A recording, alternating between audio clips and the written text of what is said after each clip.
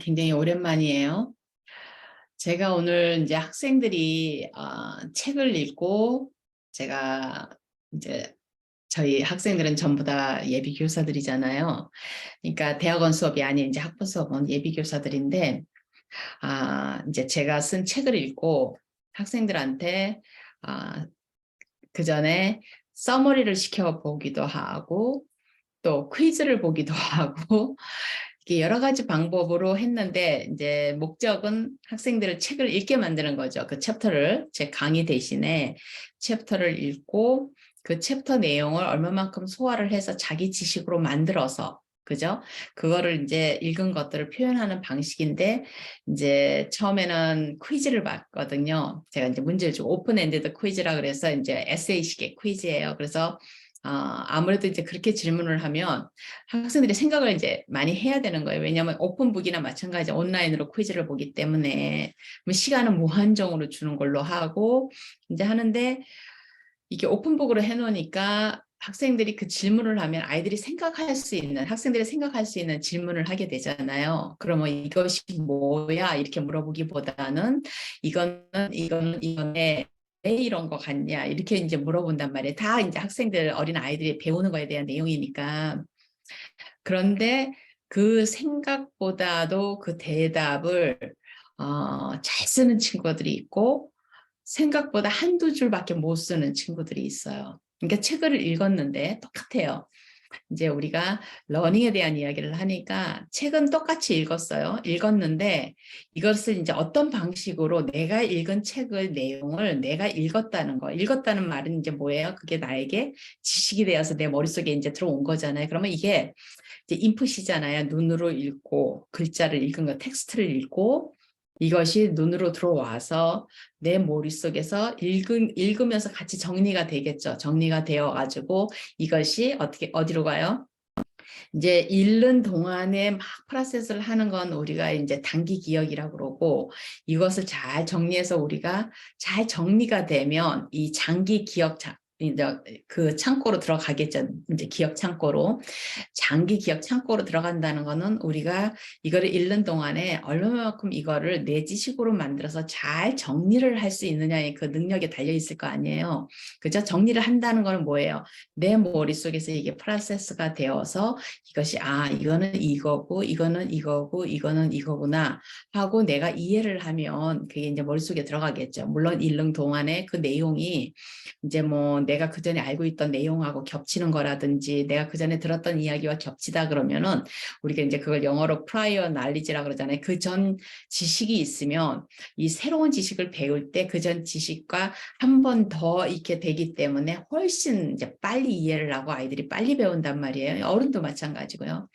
근데 이것은 이제 학생들에게 챕터를 읽고 한번 오픈 엔디드 퀴즈를 봤더니 에세이식의 퀴즈를 봤는데 이제 생각보다 엄청나게 길게 쓴 친구들이 있고 정말 막 그 질문 하나의 답이 막 페이지 한 2, 3페이지는 되게끔 답을 쓴 친구들이 있고 아니면 두세 줄밖에 답을 못 쓰는 친구들이 있는데 이거는 이제 오픈북이니까 물론 이제 어찌든지 내가 잘 써가지고 내가 점수를 잘 받아야지 하는 친구들이야 막 열심히 볼 수도 있겠지만 어차피 생각을 정리를 해서 써야 되는 거기 때문에 그게 또 쉽지 않을 수도 있어요. 근데 항상 그러거든요. 너무 뭘 몰라도 엄청 길게 쓰게 되고 또 그러니까 엄청 길게 쓰는 친구는 그 내용 자체를 자기 머릿속에서 자기가 정리를 못했다는 이야기고 또 이제 조금밖에 못 쓰는 친구는 질문 자체를 이해를 못할 수도 있는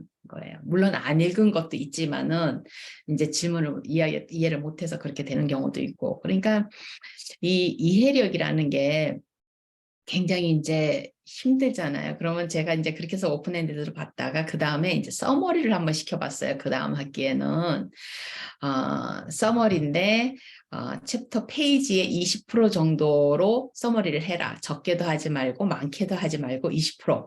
그러면 이제 규정은 20%밖에 없어요. 그리고 될 수 있으면 챕터에 나와 있는 제목을 중심으로 해서 한번 하도록 해봐라 그러는데 생각보다 너무너무 질문이 많은 거예요. 그걸 어떻게 해야 될지를 모르겠다는 거예요. 그렇게 제목하러 그렇게 하라 그랬는데도 조차 생각보다 너무 많은 질문이 들어와서 제가 놀랐어요. 아니, 책을 읽고 한 챕터를 읽고 일주일의 시간을 주고 그걸 써머리를 하라 그러는데 그 써머리를 못하는 거예요. 그 써머리를 못해요. 많은 학생들이 이제 이 예비 교사들이 그래서 이제 놀랐어요. 그래서 이제 결국에는 이제 제가 몇 번 이렇게 설명을 해주고 이거잼플을 보여주고 이제 이렇게 하면서 이제 정리가 돼서 이제 이 친구들이 이제 그 숙제를 끝냈는데 이번 학기에는 제가 이제 또 다른 방법으로 어떻게 하면 이 친구들 책을 제대로 읽힐 수 있을까 싶어서 이번에는 이제 어떻게 했냐면 챕터를 읽고 거꾸로 저에게 렉처를 하라 그랬어요. lecture me. 교수에게 거꾸로 렉처를 해라. 대신에 노트는 니네가 읽으면서 노트 정리는 해도 되니까 그것을 살짝 봐가면서 하되 스크린에 니네 얼굴을 보여줘야 된다. 그렇다고 일어서 가지고 니네가 강의하듯 식으로 막 강사의 목소리를 쓸 필요는 없다. 그냥 뭐 니네가 침대 위에서 하고 싶으면 침대 위에서 하고 뭐 니네 편한 자리에서 이렇게 조근조근 얘기하듯이 니네가 읽은 책 내용을 한번 이야기를 해봐. 그랬어요. 그래서 이제 오늘 제가 첫 챕터 읽은 것들을 이제 제가 이제 듣다가 이제 또 깜짝 놀랐어요. 많은 친구들이 정리가 안 되는 거야, 이야기가.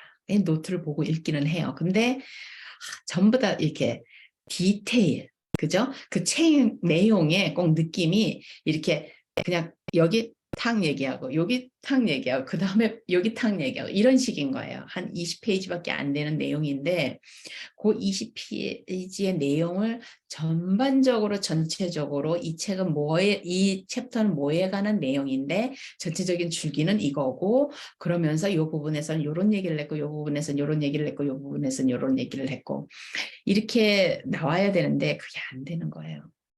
그래서 제가 이제 많은 생각을 하게 되죠. 과연 이 선생님이 되는 이 친구들이 챕터 하나를 한 20몇 페이지 되는 그 챕터 하나를 읽으면서 그거를 소화를 해서 그거를 내 걸로 만들어서 정리를 하는 그거가 안 된다는 거는 전반적으로 이 스토리 자체, 그러니까 독해력이잖아요. 그걸 이제 이해력이라 그래야 되나?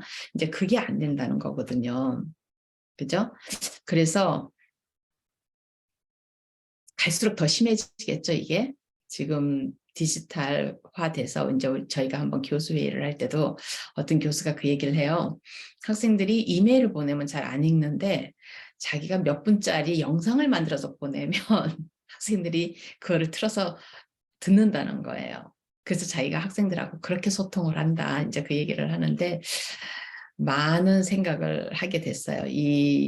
이거를 어떤 글을 학생들이 그만큼 책을 못 읽는 건지 이 전체를 추리지를 못하는 건 물론 이제 저희 대학이 무슨 아이비리그 대학이 아니고 이러기 때문에 하이스쿨에서 뭐 공부를 아주 잘하는 친구들이 오는 건 아니 한 중간 정도 레벨의 대학이기 때문에 근데 이제 이런 것들을 보면서 우리가 어린 아이들 이 친구들이 나가서 어린 아이들을 가르칠 때 이제 이 지금 제 수업에서 들어온 친구들은 이제 초등학교 교사가 된 친구들이거든요. 저는 특수교육에 있는 사람이지만 이 친구들이 이제 두 번째 특수교육의 방법론을 배우는 수업이에요. 왜냐하면 요즘 일반 교실에서도 아이들이 굉장히 exceptionality라고 그러거든요. 그러니까 exceptional 해. 그러면 이제 너는 굉장히 exceptional 해. 그러면 꼭 outstanding 해. 이런 느낌이지만 exceptional이라는 말은 우리가 typical, 이게 우리가 일반 보통의 범주에서 벗어나는 거를 exceptional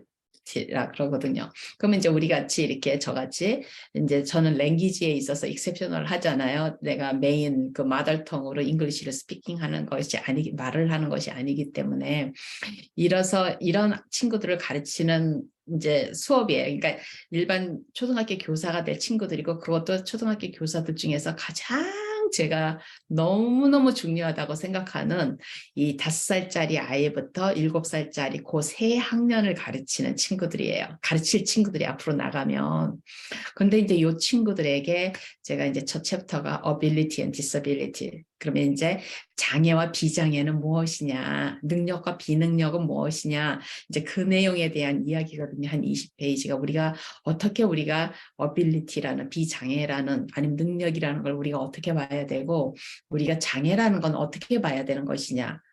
그러면 장애는 정말 장애인 것이냐? 이것이 이 아이들이 정말로 뭔가가 평생에 짊어지고 가야 될 장애인 것이냐?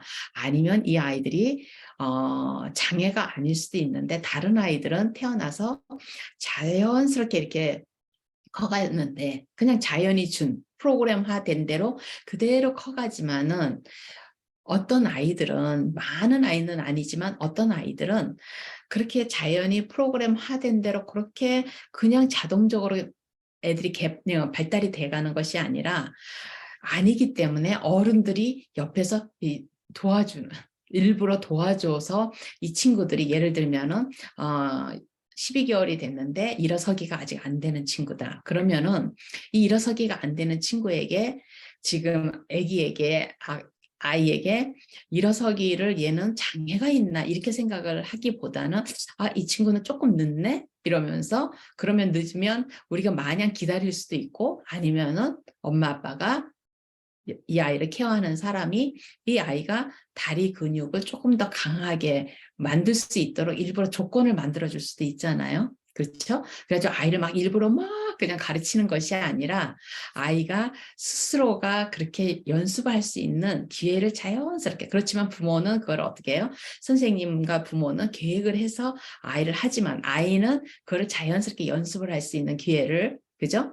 그렇게 줘서 이 친구들이 비록 완전히 달라붙어서 교육을 하는 건 아니지만은 이 친구들이 자연스럽게 부모가 설정해 놓은 그 안에서 환경 안에서 자연스럽게 그렇게 하다 보면 발달이 조금 더 이렇게 푸시가 돼서 이 친구들이 조금 늦게 발달되는 것들이 조금 이제 캐치업이 되면서 이렇게 조금 더 할 수 있는 그런 역할을 이제 부모들이 그러니까 부모나 아니면 이제 이 어린 아이들을 가르치는 선생님이 이제 해줘야 되는 거잖아요. 그러니까 이런 그 챕터 자체를 이 친구들이 이제 이해를 해야지만 나중에 학생들을 가면은 저는 이제 소원이 그거예요.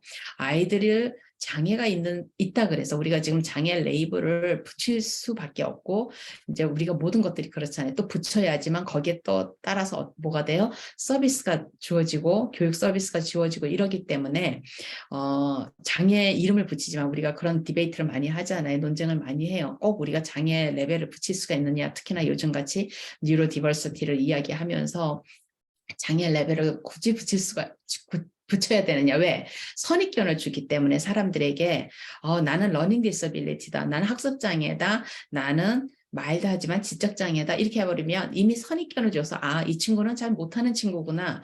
이 친구는 공부를 할 수가 없는 친구구나. 학습이 안 되는 친구구나. 이렇게 미리 선입견을 줘버리면 그만큼 어른들의 노력이 이제 적어진다. 그래서 그런 면에서 우리가 이제 장애 레이블을 없애자는 이야기도 많이 나오는데 결과적으로는 이 세상에 어떤 시스템을 위해서 이 친구들에게 장애 레이블을 이제 붙일 수밖에 없는 걸로 항상 결론이 나와요. 왜냐하면 어른들끼리 커뮤니케이션도 그러고 안 그러면 이 친구는 학습장애가 있어요. 이러면은 그 학습장애라는 말 한마디로 이 친구의 전체가 설명이 되는 거예요. 이 친구가 왜 이걸 못하고 뭐의 스트러글이 있고 이 친구가 뭐가 안 되고 이렇게 그러면은 그런데 이제 이게 학습장애라는 말이 없으면은 이제 굉장히 이렇게 길게 설명을 해야 되고 이제 그런 의미에서 그러니까 장점도 있고 단점도 있고 장점도 있고 단점도 있고 있는데 우리가 스테레오 타이핑을 한다 그러잖아요. 뭐 여자는 이렇게 이래 남자는 이래 뭐 장애아는 이래 뭐 천재는 이래 이렇게 다 스테레오 타이핑이잖아요. 그 스테레오 타이핑이 뭐예요? 이 사람만의 유니크한 그 특징을 버리고 어때요? 스테레오 타이핑 한다 그러면은 모든 거를 일반화시켜 버리는 거잖아요. 그래서 자폐성 장애가 있는 아이들은 다 이래. 근데 그 자폐성 장애 안에서도 우리가 스펙트럼이라고 말을 하는 것처럼 자폐성이라 그러는 거 말을 하는 것처럼 얼마나 다양해요. 우리가 지적 장애 아이들은 이래. 근데 사실 지적 장애도 자폐성 장애처럼 사실은 스펙트럼이잖아요. 그죠? 아주 심하게 정말 지적장애 굉장히 심한 친구들서부터 지적장애가 있어도 표가 안 나게 말도 잘하고 다 하는데 러닝에 관계된 것만 지적장애가 있는. 그죠? 그런 친구들이 있단 말이에요. 그러니까 이게 굉장히 이제 다양하잖아요, 지적 장애도. 그래서 여러 가지로 이제 사회 시스템에서 중요한 거는 우리가 이러한 것들이 있다는 거를 우리가 알고서 이제 하면은 조금 이제 나은데, 이걸 아예 생각조차도 못 해버리면은 우리가 이제 이렇게 한계 안에 갇혀버리게 되니까. 그래서 이제 디베이트는 계속 해나가면서도 우리가 이렇게 갇히면 안 된다. 그러면 이제 장애냐 비장애냐 능력이냐 비능력이냐 뭐 이런 이야기를 할 때도 이제 아이들에게 저 같은 경우도 글렌 도만이 얘기한 것처럼 저는 장애라는 말보다는 포텐셜 인텔리전스라는 말을 쓰자 이렇게 얘기를 하는데, 우리가 이제 영국에 가면 영국에서는 우리가 이제 학습 장애를 굉장히 많이 이야기를 하잖아요. 학습 장애를 많이 이야기를 하는데 이제 미국에서는 뭐 specific learning disability 이렇게 얘기를 하거든요. 잠깐만요. 요거는 또 이제 이야기가 굉장히 길어지기 때문에 여기서 이제 이야기를 마무리를 하고 짧게, 제가 너무 많은 이야기를 한꺼번에 이렇게 해가지고 하면 제가 이 클립의 제목을 어떻게 붙여야 될지를 모르겠는 거예요. 왜 이야기도 하고 이야기도 하고 이 얘기도 해서 제가 그전 클립에다가 한 해를 마감하며 그랬는데, 사실 한 해를 마감하면서 보통 우리가 얘기하는 그런 얘기를 한 건 아닌데 이제 그렇게 이제 제목을 붙이게 돼요. 그래서 제가 여기서 끊고 새로운 걸로, 지금 학습 장애에 관한 이야기는 제가 새로운 클립으로 잠깐 만들어서 다시 이야기를 할게요.